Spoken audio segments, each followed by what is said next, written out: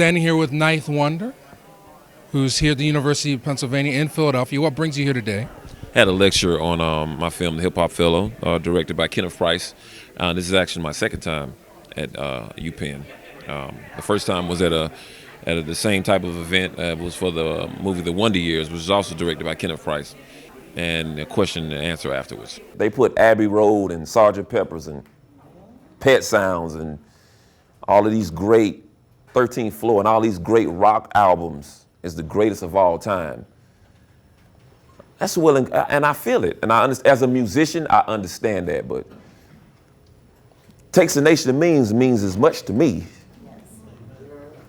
as that. And I think dealing with when we graduate from college and we deal in corporate America, we go in some places, sometimes us as not only Black Americans, just hip hop, the hip hop culture itself, we tend to want to hide the fact that we love Dr. Dre. Right? We don't want to tell. I love The Chronic, I love that album. But I don't see The Chronic no different than Curtis Mayfield's Superfly. It's the same concept. I think the Superfly album dealt with more drugs than The Chronic did. The Chronic was just weed, right? Superfly was cocaine, right? That's the thing about it. For folks who don't know, what is the Hip Hop Fellow? The Hip Hop Fellow was following me during my year at Harvard. Harvard and Duke at the same time, as a matter of fact. But I was awarded the Harvard Fellowship in the Du Bois Institute in the Hutchins Center in 2012. And I did a research project, also known as Colloquium. I'm presented in front of Henry Louis Gates. And it just talks about that entire time in the process. For Harvard to be the #1 African-American studies program on the planet is kind of unreal. And when we started the Hip Hop Archive, we decided to have 2 hip hop fellows. And Patrick, AKA Ninth Wonder, is one of those fellows. I honestly think he believed he would be a teacher more so than he would be a producer. Nobody from hip hop is supposed to go to Harvard without a degree.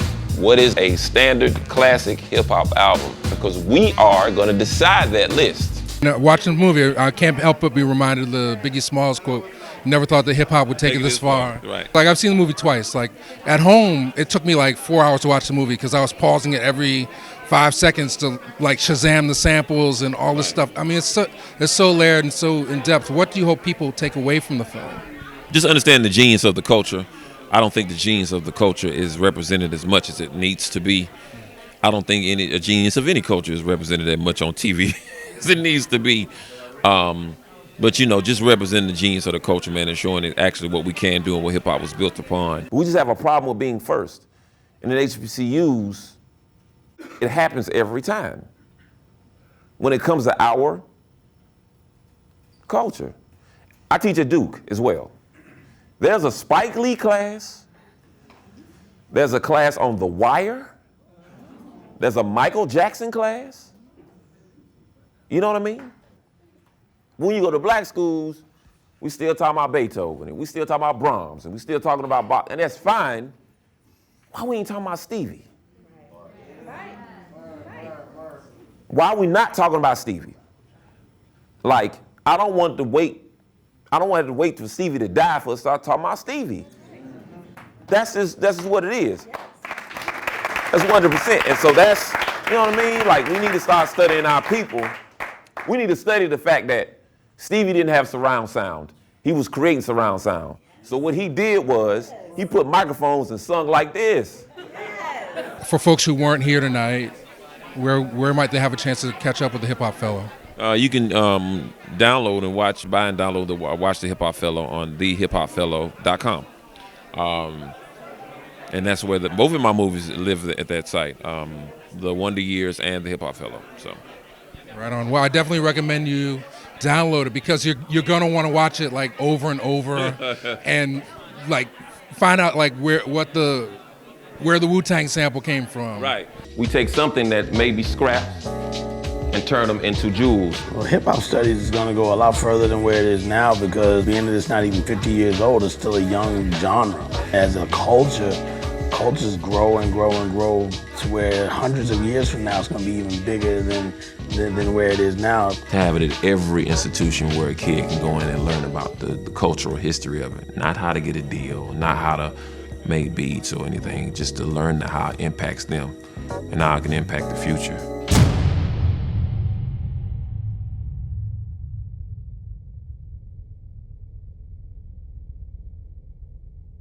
What's going on, world? It's Ninth Wonder right here, man. Representing Jamla Records and Universal Zulu Nation, and you're watching Reelblack. Peace. The one night, it's the biggest television audience in the world. It's the Oscars. Where you think that name came from? Their brother, Oscar Michelle.